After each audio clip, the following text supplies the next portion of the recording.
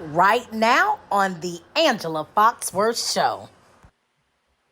Hello, hello, hello. It is me, A Fox of the Angela Foxworth Show. That's right. I'm back. I'm here. I really, really, really have missed you guys. Thank you to my awesome support that I have out there.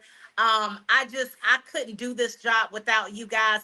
And listen, y'all already know we've been talking about this pay-per-view exclusive interview with the man himself. And listen, even though he has major accolades, okay, major, we already know, but he is such a beautiful, humble spirit. Oh, So thank that you. you are, and I'm just so excited to share you with our audience. I am, listen, this couldn't have came at a better time when there are so many things going on in life. Oh, So yeah. first I want to say thank you guys for tuning in to the Angela Foxworth Show. We are setting it off for season 3. And to be honest, I feel like this is the best season yet. Okay. So we are coming out guns blazing. I have the absolute amazing Grammy Award winning Fanatic of the Billie Lennox. He is the lead singer of the Billie Lennox Band. But when we talked before, we were actually, you had just started transitioning Yes. into this new role. Mm-hmm. So, for anybody that doesn't know, which they all know, they all know, you are a major super producer. You always have been. That has Thank been you. your career the many years. I've said it a million times. You have produced the likes of Beyonce, Notorious B.I.G., Little Kim. I mean, Anthony Hamilton. The list goes on and on and on. You've been in the industry for years. You're iconic, and you're a multi-Grammy winner, which is amazing. And that's not a small feat, right? Yeah. Nah, But not what committed. Yes, yes. But what I absolutely love about you and what is refreshing about you is your raw transparency. Oh, thank you. And yes, and the fact that you are very honest about just the industry as a whole, but also about your career and your transitions. So, you know how I do. I like to delve in and really get to know. So, I definitely want to hear from you about what life has been like for you in the industry. We're Oh, going to start there okay. before I even get to what you're doing now, because what you are doing now Uh, is changing the game again. oh, thank you. Thank you. Well, I mean, a lot has happened. Like I said, I had a illustrious career as a producer. Very Yes. fortunate, very blessed to work with six, seven, maybe eight of the biggest icons in popular music in the '90s and 2000s, and learn so much from them. Learn so much in their Yes. process, their dedication to their craft. It's helped me stand out right now in this industry where we have so much going on with the lack of artist development, with the lack of professionalism, showmanship, Mm. physicality, all of these different things that Mhm. made a huge difference and made these artists superstars. When you're in the studio with Michael Jackson and you're seeing his process, or Beyonce and you're seeing their process, it's Mhm. like just having like a cheat code book to success and how you go about your business as an artist. So I think that that is the one thing that's been able to separate me and things that I really hang on to, because though the music business is changing and you have to pivot and make adjustments to where it's Mhm. going, you still have to hold on to some of the things of yesteryear that are basically artist development 101 that help you be the greatest artist that you can be. And so Yes. that's one thing. And if you listen to all of them, they'll all tell you, study the greats, study those that came before you, and Yes. it will allow you to be greater as an artist. And so I do that. I study those artists that I work with and artists before then. I'm always studying. I'm always a student to artistry and how to impact popular culture through my music, and just making sure that I have purpose. And I'm here for a reason as an artist. First, Yes. this is not about money. This is not about fame. It's more about purpose and sharing a message and inspiration, and to a sea of artists out there that are looking for answers and looking for direction. And I think that is what is so just amazing about you in an industry that is the least of the Mhm. concerns. Yeah. Most of the time it is about the fame, it is Mhm. about the glorification, it is Right. about the money. and Mhm. and we know this to be true. It's always been said that it's a cutthroat industry, Mhm. one that you definitely have to know who you are, or it can swallow you up. Oh, My definitely. question for you is, because I love to go back to the beginning. Listen, I think we had this conversation before. I'm what you call a root cause analysis, right? That's my discipline. I like to get to the root. Mm. What made you, first of all, what age were you? And what made you decide that this was the industry you wanted to be in? Um, I just I was going through. I've always been into music. Very a student of my dad's record collection of James Brown and Kool and the Mm-hmm. Gang and the Ohio Players, to my stepdad's collection of Al Green and Millie Jackson and the Isley Brothers. So I've always been immersed in music and just looking for some way to express myself in that medium. And then hip hop came and it changed my life because it gave me a way to express myself. It was new, it was fresh, it was cutting edge, it was exciting to see these artists emerge from the streets and become these iconic figures in popular music like LL Cool J and Run DMC, and then Yes. to see Kanye West and Jay Z and all these other artists do their thing. Hip hop just spoke to me in a way that no other music did, and I just dove in and I just started producing music. And at the time, I didn't even really know I was producing music at the time. I was just Wow. making beats and I was writing rhymes and just trying to figure out my way into this thing. And a lot of the music that my parents introduced me to, I was able to call back on that. I went to an all white school for the first 9 years of my life. So a lot of Mm-hmm. introduction to pop and rock and classic rock Mm-hmm. music and all that. So I found that I very early on that I had an advantage over a lot of producers out there because I was into all genres of music and had been Yes. introduced to that. And music is a universal language. So when the Yes. message is good, it really doesn't really matter what the genre is. It's something that will resonate with a wide audience. And I think that's something that's always helped me with my production, where it was street, but at the same time it was commercial enough and just light enough where you could attract any audience and they would be able to Yes. get it. You didn't have to be a hardcore hip hop fan to get my music. And then that filtered over into me doing R&B, and now I'm doing pop and rock. So Love it. um, just music was just always something very early on when I got to high school that I really just started expressing myself through the medium of hip hop. Okay. And so, with that being said, well, first of all, we definitely, before I get to the question that I'm going to ask about hip hop as a whole and that whole genre of music, when was your first big break? Like, when did you know that you knew this Uh-huh. was going to be it? Um, by a friend of mine by the name of Sincere Thompson and Hmm. Anthony Hamilton's manager Eli Davis and I were we would drive to New York City. We would sleep on his couch and on the floor and just finding any kind of way to be in New York City where it was all happening. And very humble beginnings in Yes. that, and just very hungry and looking for opportunity. Sincere was from New York, so he knew everybody in the industry. He worked at Island Records at the time.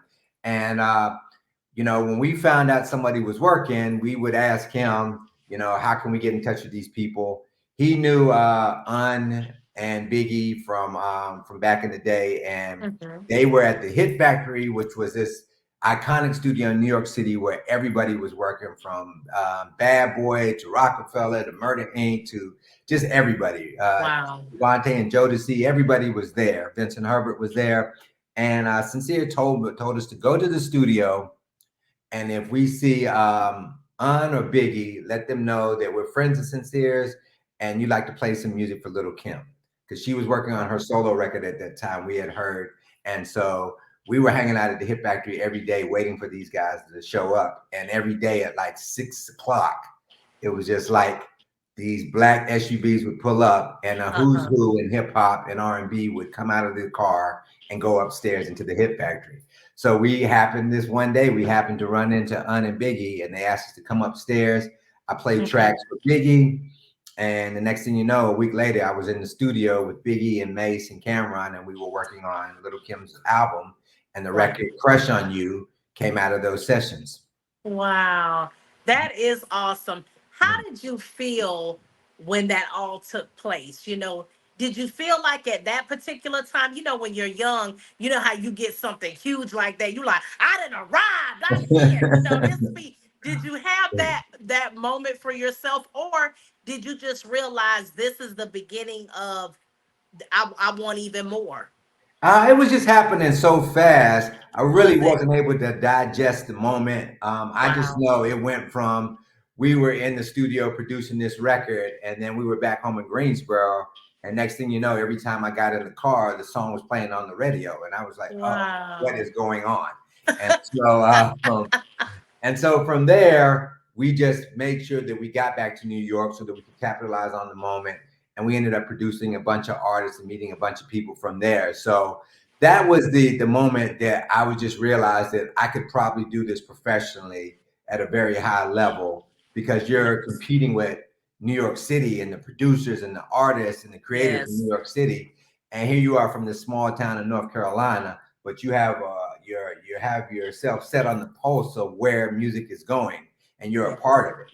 So that was just like the first time I really thought that I could do this as a career, and I was just anxious to dive in and make my mark with these other artists that were out here. Yes, I love that. And it's so strange because back then you did feel like it was limitless. And Mhm. I love what you said too. It's like you were in with the movers and the shakers. New York, it couldn't be any bigger. They Right. started pretty much the hip hop revolution, Yes. that ended up becoming what we have worldwide and global. Hmm. The thing is, what I'm going to ask is about the comparison from here, then, and where we're at today. Oh. There used to be a time where it was such a respect music. Mhm. Like hip hop made you proud. Right. It talked about the struggles that you had. They Mhm. had a respect for women and mothers. Mhm. They had a respect for brotherhood. you Right. know Up until we started getting into the gangster raps and the Mhm. different things, and the coming together and competing with each other, so to speak. But Right. before then, it was such a positive thing. Where do you think we started changing, and why did we begin to change from something so positive that was something owned by, for us, by us, Mhm. that ended up, just transforming into now? And it could be that I'm old. Let me just put that out there. No, I no, look, no, no, look, no, I'm no. over half a century now, so it may be that I just don't understand, but Uh, it is a total difference than when we uh, were growing up. Well, I think hip hop eventually became a product of our capitalist society that we live in, because when it Yeah. started out, it was so pure, it was so beautiful, because it was young kids that were finding an outlet for Yes. their creative expression, and so it was like different. Everybody in New York City alone, there were different boroughs, and they never sounded alike. Everybody was doing something different, from the native Yes. tongue to what they were doing and with Chuck D and Public Enemy, Yes. to what they Yes. were doing with De La Soul. It was just very creative, and everybody was expressing themselves in a very creative way. And Yes. just that one region of the country. And of course, it spread, to LA, as well as Yes. down south, things like that. So it was at that time, it was just really a beautiful way of young kids expressing themselves, kids that didn't really have any direction on what they wanted to do in life, because before that it was either go to college or go to the army, but now kids Yes. are finding out how do this at a professional level and make money for it and create a living for themselves. So it was just a beautiful time. And then MTV came along, and then it just exploded because now Yes. MTV put hip hop into the living rooms of 40 million people every day Yes. after school. And so at that Yes. time, it was no longer taken as a fad. It became big money. And when these Yes. record labels saw that they could cash in on this, they all got involved. And at that point, they started controlling what was being seen and getting the Yeah. proper exposure, as well as the messaging that was getting the most eyeballs. So Yes. Yes. gangsta rap comes in, NWA, groundbreaking, going against Yes. the grain, doing things in hip hop that had never been done before. And, Yes. you know, then the whole gangster thing just came. And then all of a sudden, Yes. everything changed. And big money was being made off of it. And things just changed. And then Southern rap eventually came in and just Yes. glorifying the Southern lifestyle, Yes. some of the not so beautiful parts of the South. Right. The We're talking dirty South. right. We're really That was talking where about we in the used to music. coin the dirty. I come from the dirty South. I Yes. do too. But there are things in the South that I'm not so proud of, Yeah. growing up and witnessing. There's Yeah. beautiful parts of the South that were being celebrated, but then there were also Yeah. dark parts of it with the drug dealing and violence and Yes. all of these different things and the disrespect and all these things. And so when those things started to happen, the record labels gravitated towards that and started really pushing that type of music. And Yes. then it just started taking over, and now here we are today in a place Yes. where this art form that we created that was so unique and so unique to us and how Yes. we express ourselves, right? Yes. It became this thing now where now they've dumbed it down with the production. They've taken Yes. out now the elements of hip hop were breakdancing, DJing, making beats, and MC. Yes. So when you have Yes. those four core elements in the art form, and then you dumb those things down where Yeah. everybody can do it, because before you had to have a certain type of skill to do any of those things. Yes. But when you Yes. dumb those things down, and all of a sudden everybody can do them, Yes. now it dilutes the art form and it changes everything about it, where it doesn't have the same impact that it once had. That's And true. so commercialism came in and all these things started happening, and then all of a sudden Yes. now here we are in a place where something that we did was so special to us that we created could easily be Yeah. gone in 10 years because it's not selling like it used to. It's Correct. infiltrated R&B music. It's infiltrated R&B and soul music to Yes. the point now Yes. that you can't even really have an R&B record without No. elements of hip hop in it. So it kind That's of killed correct. the R&B aspect of our music, which were people that were coming from the church, very Yes. spiritual people expressing themselves. It had chord progressions, it had Yes. vocal ability, Yeah, very because like I love that you said that. Like that you had to be educated because definitely. back then it really was about being a true lyricist. Yes, There yes, is a difference between, and let me just say this, in all fairness, it definitely was a time where, those were really our business people. And definitely. then they used that outlet in order to, reach the world. But Mhm. the thing is, like you said, because we have dumbed it down, and I want to explain to the audience commercialism. When Right, we say commercialism, we're talking about status quo. We're right, talking about doing what everybody want you to do, right, for them to be able to put a face on what they want the image to be. It's right, about propaganda right. because it was the degradation of the African American community, Yes, yes. because at that particular time we owned it. So once it got taken over and we started getting into the bickering with each other, it started, kind of having a slave effect, so to speak, like a Willie Lynch mentality, if you will, because then we started pitting each, us against us, Yeah. light against dark, good Right. hair against non-good hair, body shapes against non-body shapes. Like it just became that sort of thing. Now we've lost total focus on what we initially started, which was Definitely. a message of unity, a Hmm. message of love. There was love back then. And like I Yeah. told you, respect, you know, and you did have to have a level of education in Definitely. order to be able to spit those lyrics. Now you can say, I can come to you with a hot beat, right? Hmm. And I'm not I feel like I am a writer, but I definitely can't keep up with the rap thing, right? But Right. listen, if I say to you, hey, Fanatic, hey, what time is it? And we get a good beat, I can just rhyme the it Hmm. with bit, Yeah. with, It's sit, definitely been and simplified. it's an album. Yeah, yeah. It's an And, and, album. and the thing about it is that then you start seeing on social media the propaganda of how you can make so much money doing it. So you see Yes, these platforms that are not controlled by us dictating what we see and yes, which content is pushed to the forefront where everybody sees it.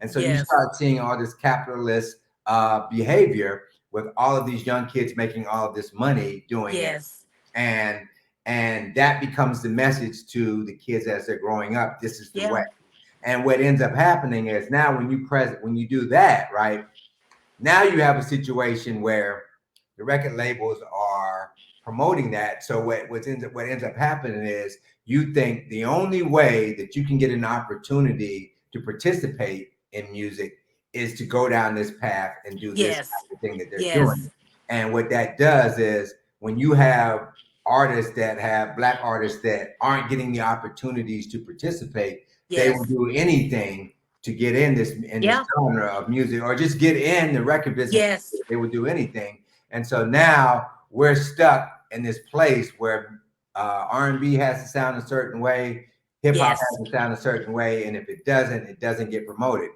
yeah, But my only disdain with this is the executives that have been in the business for a very long time that understand superstars and artist development and messaging and the impact of Marvin Gaye's What's Going On, as well as yes, Tupac's Dear Mama, as well yes, as Public Enemy, as well as even just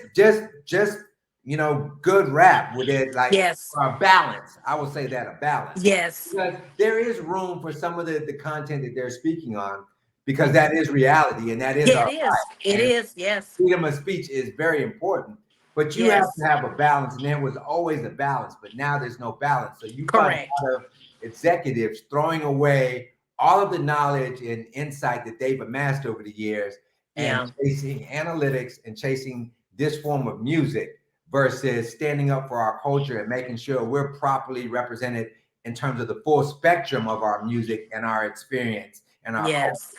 versus Yes. just chasing a check. And that's where I'm a little disheartened by where we're going. And I don't I don't think it's gonna fare too well if we keep going down this path and we're Yeah. celebrating these artists that are just doing this one form of music that is not Yeah. a representative of us as a whole. Well, and I can tell you right now, certain generations are absolutely tired of it. We definitely want to go back to the days of, just I think people are starting, even the younger generations that are coming in now, they're even starting to feel some kind of way about this Mhm. digital revolution, Right. where we just talked about this today. There's a marketing trend now Mhm. where the Gen Zers and the Gen Alphas, because I just found out today the Alphas are the one under the Zers. Those are our youngest, Right. and they're going back to days of nostalgia. They Mhm. want to, because they don't have historically, like they hear the conversations of their parents and like, oh, back in the day when I did this and this and that. Well, to them, they don't have a back in the day. Right. They didn't get the opportunity to be able to understand just how, culturally, and when I say culture, I'm saying all, because hip hop Mhm. was one of those genres that will unite us all. You know Oh, what I definitely. mean? It Definitely. is the one genre that you can find in Asia, you can find in Africa, you Everywhere. can go to Sweden and you'll see hip hop. And Hmm. so, with that being said, they're even to a point where they're trying to change the message and the rhetoric, because it tends to, it's almost like art imitating life, Hmm. because honestly, that's what our lives have become. Women dress super provocative, because in today's world, the less you have, the farther you go. But Right. is that a respect factor? Like, will you respect yourself in the end? Like, what are we willing to, how much are we willing to sell our soul for a buck, or Right. for the opportunity to be seen? And a Hmm. lot of times, what I don't like about it is that they are capitalizing off of broken people. Definitely. People who don't Right. have money, people who are poor. They're willing to do anything to Right. be able to say this, that, and the other. Hmm. And it used to be a time, remember back in the day, like way back in the day, where if you had an album, right, and just say your album was adult content, you Hmm. still had to do one gospel album, or one gospel, Hmm. or something positive on your record. That's Hmm. not even heard of anymore. Like, gone of the day, are the days of that. Well, So, even just us celebrating ignorance yep, is something that is a problem for me. yeah, Where you're because now it's like if you have a record that hits doing that, now all of a sudden you're put in this box where you have to keep replicating that over and over yep, again, seeking yep, success. When I'm sure to some degree all of that exists with all of us, but there are multiple sides to all of us. So yes, yes, expressing just that side of you constantly over and over again for financial gain or get it or to get a hit record is ridiculous to me because I take an artist like Cardi B and I've listened mhm, to her interviews and her serious interviews, and I know there's so many different sides to her, yeah, very yeah, complex sides to her, a very yes, interesting story and so much yes, going on. And the same thing with Sexy Red. But yes, when this record hits talking about this one particular thing, and the record yes, company is on you to keep replicating that for financial gain and for hit records, you're yes, forced to continue to do that. And that's why albums are not selling and they're just pushing singles. Because when you listen to an album, you really learn about every aspect of that person's life. yeah, And you really yeah, were becoming a real fan at that point because you found things in common with other sides to them.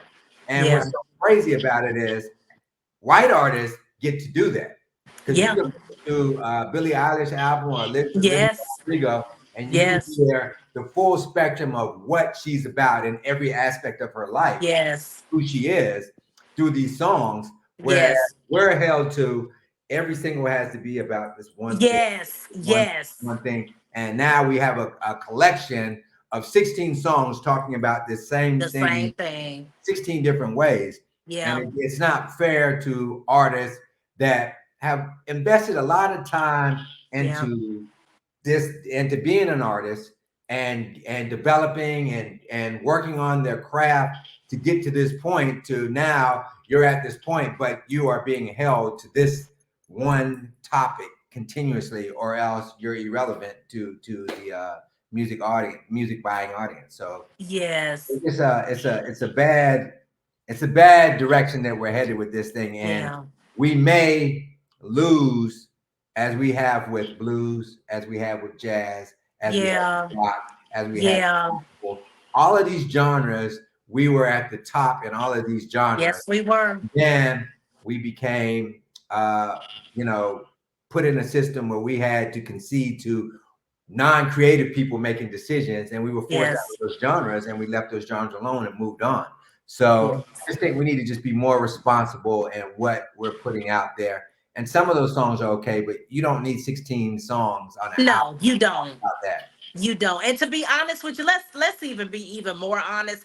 We be picking up them beats before we pick up anything, really, because let me tell you, there were beats on some songs, and Mhm. I kid you not, when I heard the actual explicit version, not even the radio version, I was Mhm. over there like, oh my God, I was dancing to that. Didn't even know that's what they were saying, Right.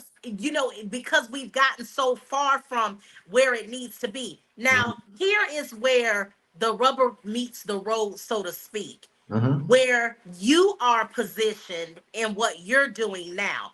First Mhm. of all, I want you to tell everybody what you're doing now and what made you decide to make this shift. Now, you'll Uh, always be a producer, even if it is yes, of yourself, because of that's course. just innate in you. But what made you decide it is time for me to step out in what I want to do? Well, when the pandemic happened, I had a chance to sit back and without the pressures of everyday life where I'm just waking up making music every day. And Mm-hmm. I thought about it at that time, like, who is somebody that I would really like to work with? What's an artist? And when I looked around, I didn't really see a lot of artists out there that were inspiring me. I wasn't inspired by the music that I was hearing on the radio or Mm-hmm. seeing on the internet or on Instagram or YouTube.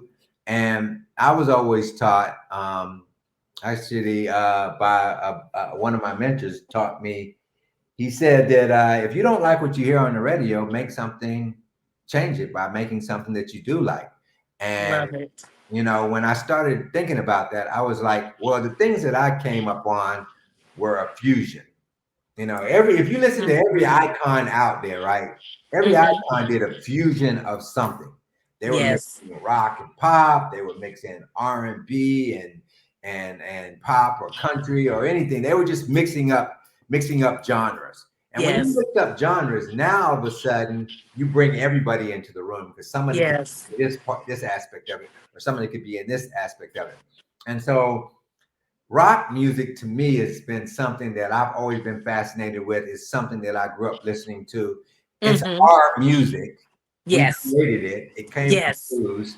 It's so funny because when we created it, they called it the devil's music. All of a Right. sudden, Right. some guy by the name of Elvis Presley showed up and they were like, oh, we Yep. can make money off of this. This It's is not the art. devil's music. So now Yes. all of a sudden, they latched on to it, pushed us to the background and Yes. took over. And it's just so interesting to me that here we are in 2024, and I look around and I don't see very many people that look like me creating rock music. And Correct. and what's very interesting about it is you can go from Little Richard to Chuck Berry to Jimi Yes. Hendrix to Prince to Lenny Kravitz to Yes. Terrence Trent D'Arby, all these different Living Color, all these different examples that come along every 10, 12 years or whatever, right? Mm-hmm. They show up, they allow us to participate in this genre. And when they allow us to participate in this genre, we immediately run to the front of the line and we become the biggest thing in that genre. All those Yes. artists that I named are iconic rock and roll artists, Yes, they are. all entered into the Rock and Roll Hall of Fame and were like the biggest Yes. thing at the time when they came out Yes. because us, Yeah. our people, we Yes. are celebratory people. So Yes. anytime when you've been oppressed for so long and you've been in bondage for so long, and all of a sudden you're liberated, right? Yes. Expression comes out. So you see it in our clothes, you see it in our sexuality, you see it in Yes. our musicianship, you see it in our performance, you see it in our lyrics, you see it in our visuals, you see it in everything. We are very celebratory people. Yes. So it becomes very interesting. It's very interesting. And that translates to anything. It translates to sports and how we play our sports and the things that we do Yes. with the end zone celebrations and how we wear our Yes. clothes and all these things. And every opportunity when we get a chance to do it, we take it somewhere and express it in a whole different way. And that's Yes. why I chose rock and roll, because that is a music that is all about rebellion and liberation and all of Yes. those things. And I was like, when I look at those artists that I named, they all expressed themselves in that way. And it was always Yes. interesting to everybody. So I chose to do that genre of music. And it's been great for me. It has given Awesome. me a new way to express myself as I'm growing personally and professionally. And I just love it. And I'm just hoping that I can inspire other young artists to take an opportunity to go down that path because I know Yes. they want to do it. I know because I Yes. saw Pharrell, when I saw Pharrell and Andre 3000 and these people like that do it, Yes. made me want Yes. to do it. Childish Gambino, Yes. all these people, I'm like, look how And liberated. took it to a whole nother level. A whole nother level. And so Yes. I believe that we can do the same, but they just have to see, people just have to see us do it. We have to be given Yes. the opportunity to do it. And when we do it, they will see it and you will see our music go to a whole nother level. Because when we express ourselves in that space, We do Yes. something very unique that is very Yes. hard to replicate. So hopefully this journey for me, and that's what it's all about for me, is inspiring people Yes. to liberate themselves musically and in every aspect of their life and express it and put it into music. And I think when you see that, you will see a change in our music, and you will see I artists agree. come out that you could never imagine before doing things that we naturally do. Yes. Yes. And the thing that I love too is that I feel like everybody should should be able to listen to all genres of music. Mhm. Yeah. You talked about being in predominantly white schools for, Mhm. the same with me through 12th grade. Mhm. I was always in a white neighborhood only because my mother didn't want to be, in the projects with Mhm. everybody else because she was scared. That's number one. Right. But number two, she always wanted us to be in a better school district so Uh-huh. that we could get education. And unfortunately, they would be really, particular about where Mhm. those areas would be. So when going to a predominantly white school, we listen to classical music.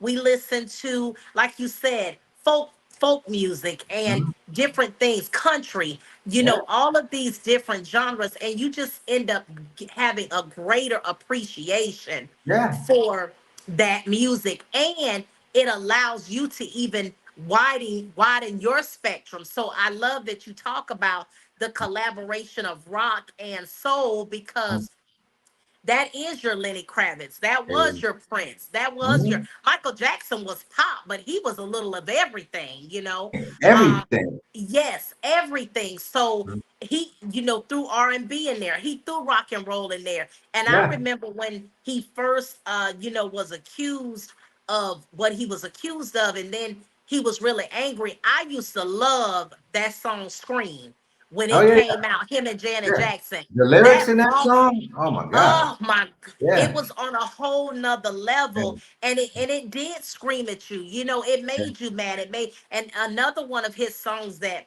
I often, when I need to do a gut check on myself, Mhm. Man in the Mirror, Oh, because definitely. the lyrics of that song Mhm. will also, it impacts you in ways that are life changing. And Definitely. I think that that is what we miss. I'm so tired of Mhm. hearing about, bees and hoes and this and that, Yeah, and yeah. this booty, this and that. And I have to even to my young ladies out there, this is no judgment, Mhm. because of course they're gonna say, well, Angela, you're a big lady, so of course you be hating on the thin women, but that's not true.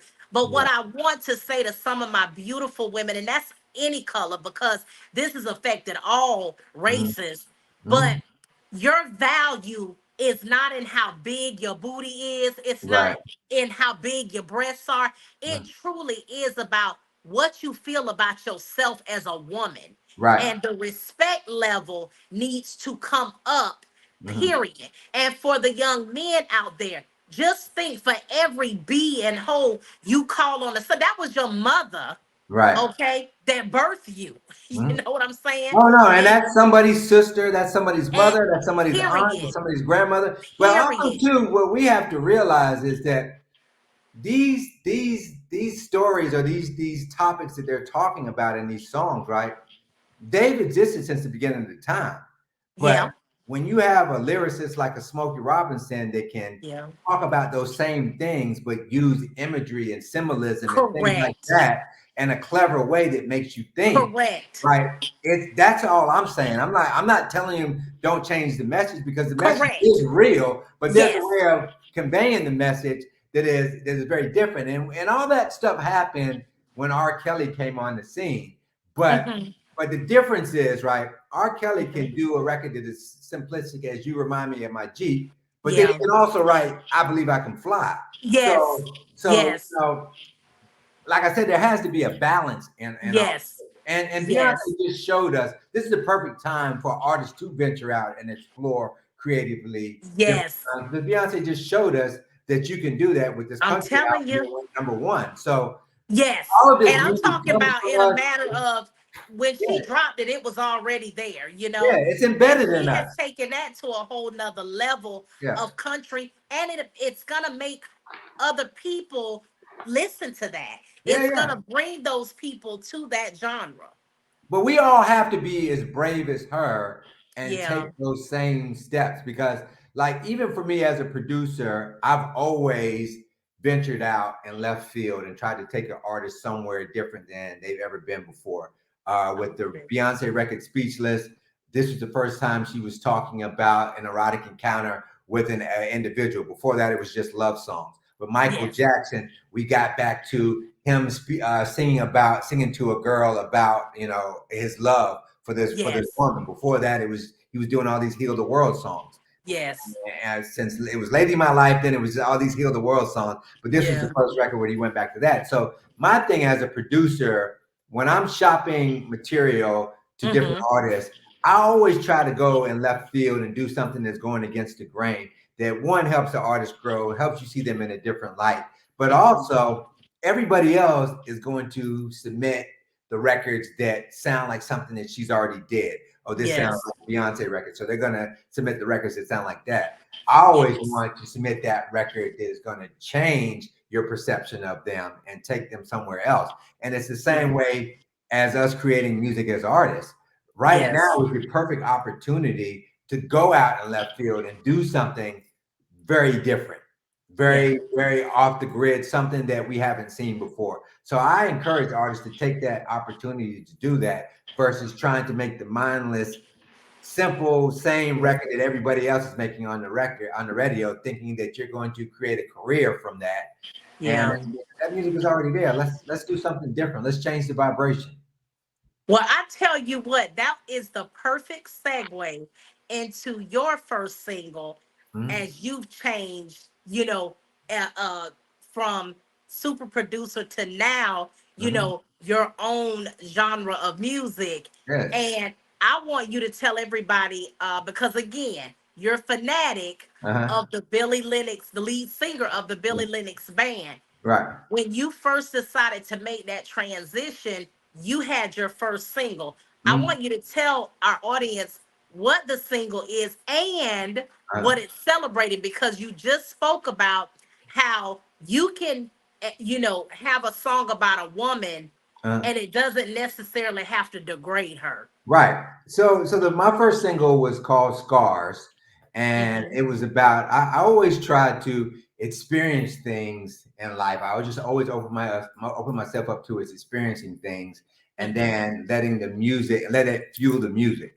So I wrote Okay. about it, and it was I was just coming out of a situation with a young lady, and it was basically about taking your scars from your previous relationship and bringing it Mm, into your new relationship and not taking that time to heal first and yes. and then proceeding.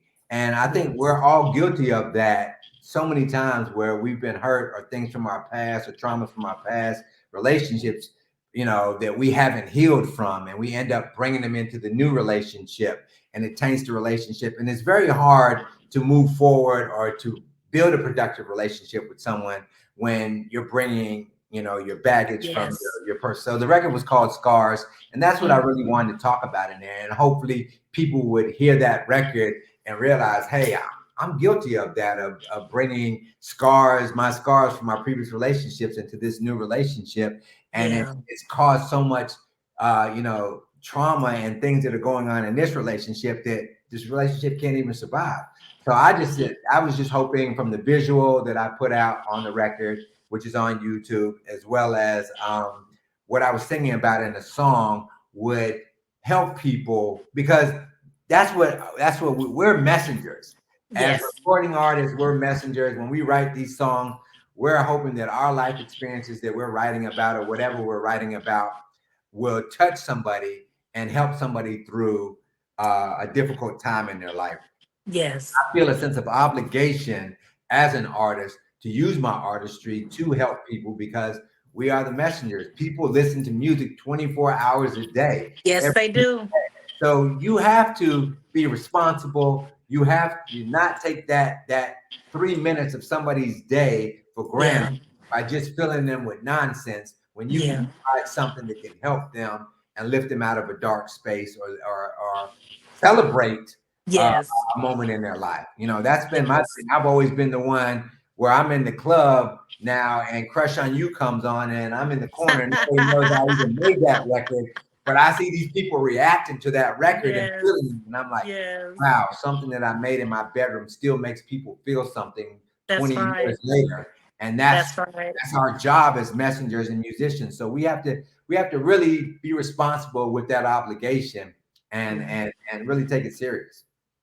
So, do you think that with that mindset, there is an opportunity to change where we're at? Or do you feel like we're so far gone, it just, what is the point? Well, it's never too late, right? Okay. Because like I said, at the end of the day, you have the opportunity. We've seen artists do this. We've seen artists make a Yeah. total transition and Yeah. change with their audience because, with marketing, you can always find an audience. The only Yes. advantage the record labels have over us is they have the ability to reach a mass number of people and you can Yes. find your audience sooner. But we have the internet. You have to look at it Yes. like your Instagram page. You started out with one post and Yeah.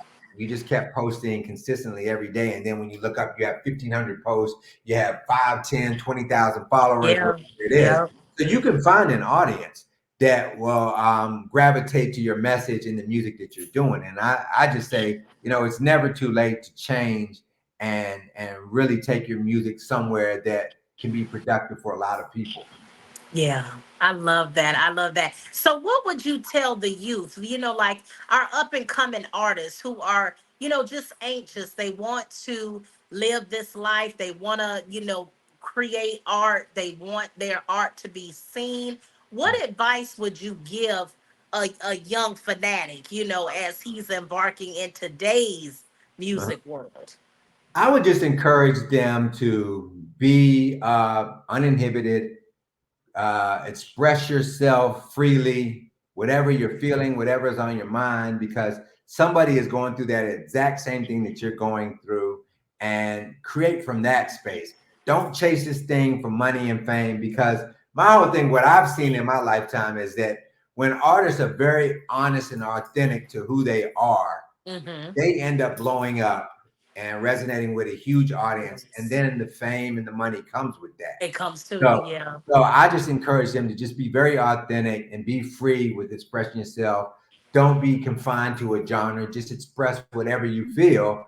And more than anything, make sure you have a spiritual connection with God, because He's the only one that can really help you navigate Amen. this, this business. Because this business Amen. is all over the place. You have so many people coming at you. You're going to be tested on Yes. so many different fronts. So you have to have a Yes. very strong spiritual connection in order to get through this. And I think, Yes. and for me, early on in my career, when I was having all this success as a producer, I Mm-hmm. thought they were just two separate things. And I would deal with my spirituality in this space and my career in this space. But then I Mm-hmm. realized that when you deal with them in that, you must deal with them simultaneously, because that's the only way you're going to be able to navigate this business. Because this business, let's be frank, is built on exploitation. It And is. Yes. when it's built on exploitation, you're basically in the devil's playground. So you Yes. need God to help you navigate those waters and Yes. keep you sane more than anything. Yes. But Yes. being able to understand what's going on, because through those conversations that I'm constantly having with him, I'm understanding and I'm being groomed for the Yes. next phase of my career. And you Yes. need that, because once you get there, it's going to happen so fast. That's not the time to try to figure out how to Okay. form a relationship with God. You got to do that now. Yes, yes.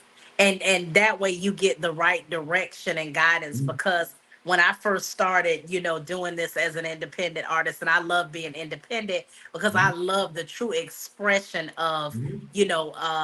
your right to free speech. I Yeah. just absolutely love it. So, I came in and I was just so green, and I just thought, oh my God, I love everybody, and this is such a great, and I would, you would have the people smiling at you and telling you what Mhm. they feel and this and that. And never in a million years did I think that anybody would be corrupt. Yeah, yeah. I never knew people would even backstab because I was like, well, no, I would have to be Oprah for that, for that level, you know what I mean? Yeah, But and here's the thing: you can never lose your passion for making music, and that's the thing that really saved me yes, more.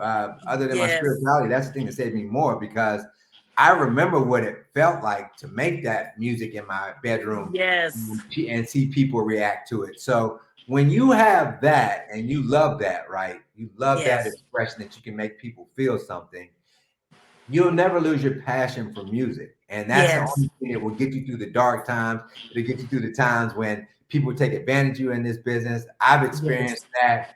that. And coming from the South, you're so naive and you just think, you know, Yeah. Everybody's everybody's just, just, we good love people. And everybody. I was like, Mom, he tells all about God.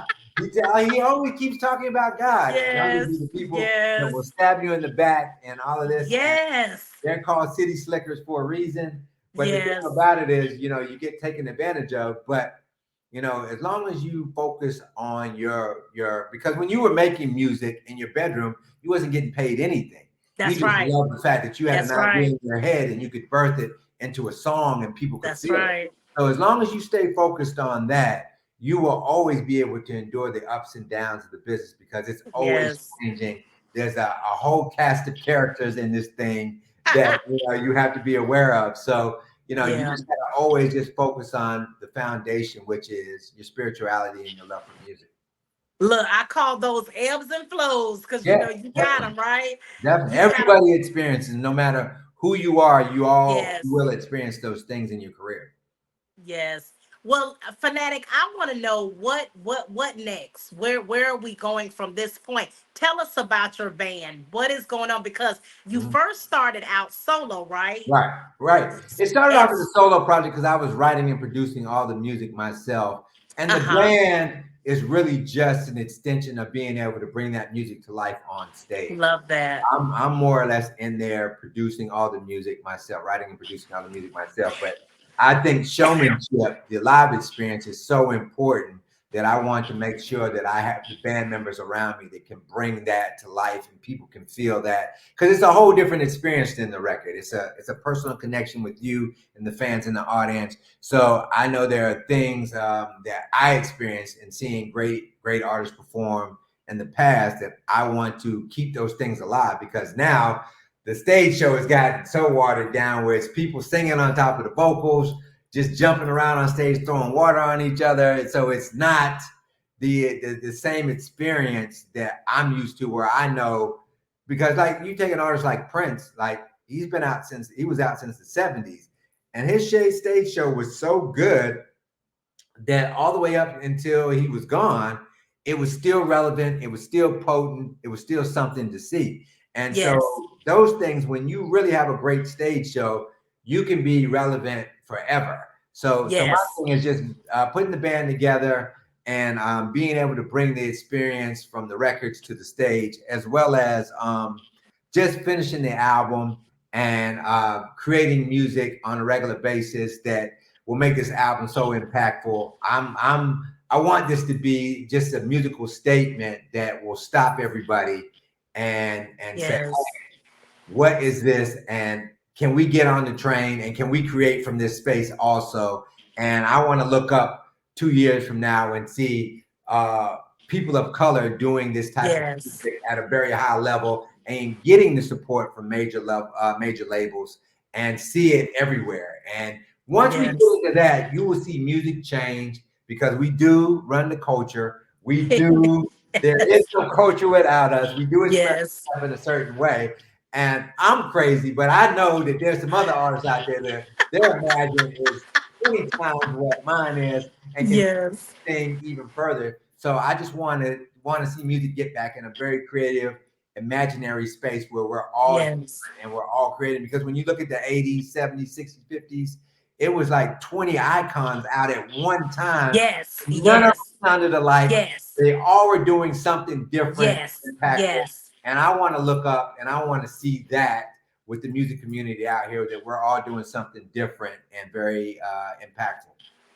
Well, listen, I am hopeful. I really am because I would like to see the same thing as a Yeah. recipient of being able to enjoy good music. Yeah. I definitely want to get back to that. And like you said, everybody has their own niche. Hmm. You just have to make sure that you stay authentic to that, Yes. and it will resonate, and it Yeah. will allow, and like what you're doing, Mhm. find something new, fresh, Yeah.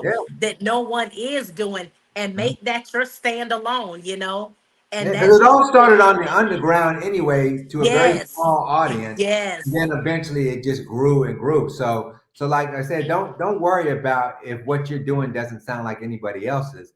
That's a yeah, good thing that it doesn't sound like anybody else's. Just be authentic yes. to it, and try your best to articulate your vision, and you'll find people that are rocking with it. I love it. I love it. It is just always such a pleasure Wow. interviewing you because like I said, I am floored by your transparency and your Thank you. honesty. And to be mainstream, it's rare.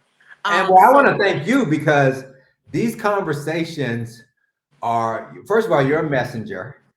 You are here to sir, provide a message for people. By bringing these guests on your show, you are providing a service to people so that people can get this information yeah. and apply it. So I want to thank you for even this opportunity, because Oh, I feel like I'm in therapy, and all these things that are going through my head, I'm actually getting to get them out and express myself. yes, And like I said, when it comes to my career, I'm always just moving forward. I rarely get an opportunity to think back in retrospect to the things that I did before. And yes, sometimes you got to celebrate yourself. You got to yes, celebrate your past accomplishments, because that gives you the optimism to keep going when you think about all these phenomenal things that you did against all odds. So yes, even sparking those thoughts has helped me today as I go into the studio later and create. And now I have even more confidence that I can shake it up again and do something yes. different and just be brave and go against the grain. So I appreciate this opportunity to speak on your platform and Thank to you. convey all this. Hey, listen, the honor is all mine. I am so excited. But I want, before you leave this Mhm. show, please tell our audience how they can connect, how Yeah. they can support, anything that you need to tell them. Please let them know because I'm going to keep rerunning this so they can know. Yes, you can find me on Instagram at Fanatic, aka Billie Lennox. Spell Billy, Billie, Lennox. Fanatic, aka Billie Lennox. You can find me on Instagram. Please follow me. Please come on this journey with me. You guys comment, like, go through my stories every day, go through my post every day, and just see what I'm up to, and what I'm trying to learn about myself, and expressing myself through my music, and be a part of this with me, because we're not going to stop. We're going to get all the way to the finish line with this Yes. thing. This is one of the things that I've been so passionate about, that because we all have all these ideas in our head, but Yes. a lot of times we get discouraged because it doesn't happen as fast as, and we end up quitting. And so for me, this is something that I've been so committed to. This is my 6th year as an artist. And Awesome. so it's been a journey. I've learned so much about myself, and just it's been a great experience. So join me on Instagram and follow my story and everything that I'm doing. Support the records. We're on Spotify. I have 4 singles out. She Makes the Devil's Moan is the new single that's Yes. out right now. The visuals are on there. They're on Instagram. They're on YouTube. They're everywhere. So really dive in and get to see what I'm about, and get inspired, and let's be free. Let's be liberated. Let's just do Yes. whatever we feel, and let's not fall victim to society and their judgment and the expectations of them. Let's all rely on our own expectations and the things that we want to see for ourselves, and let's just Yes. travel down that path. Yes, and I tell you, it is hot, hot, hot. Yeah. So I can't wait. You keep them coming, and thank you again for being on the show. So you guys, listen, we have wrapped it up. I am so excited. This is episode 1 of season 3, and it could not have been with a more amazing gentleman. Thank you again. And listen, if you guys want to continue following me, you know how to find me at Angela Foxworth TV on Instagram, www.theafoxshow.com. And of course, if you're on Facebook, go to the Angela Foxworth Show. You'll be able to stay connected. You'll hear what I'm doing. And I'm just so excited about what is to come. This season is going to be the best season yet. Fanatic, thank you so much. And remember, life with a fox is truly living outside the box. And I am always interviewing with a purpose. You guys have an absolutely wonderful evening. Until I see you guys again, good night. Okay, I'm going to count it down.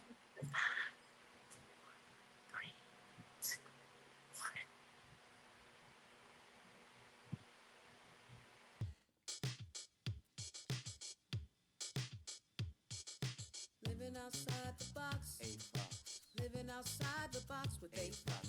Living outside the box. A fox. Living outside the box with a fox. Living outside the box. A fox. Living outside the box with a fox. Living outside the box. Yeah. Living outside the box. Yeah. The show is right where you wanna be. Bringing in new topics just for you and me. You see, we motivate and educate them when we speak. A Fox is quite the anomaly. So follow me as we meet people, reach people, teach people. Black lives matter cause we all equal. Yeah, live your life cause it matters. It's A Fox serving life on a platter. Living outside the box. Living outside the box with a fox. Living outside the box. A Fox. Living outside the box. A fox. Living outside the box. A Fox. Living outside the box with A Fox. Living outside the box. A Fox. Living outside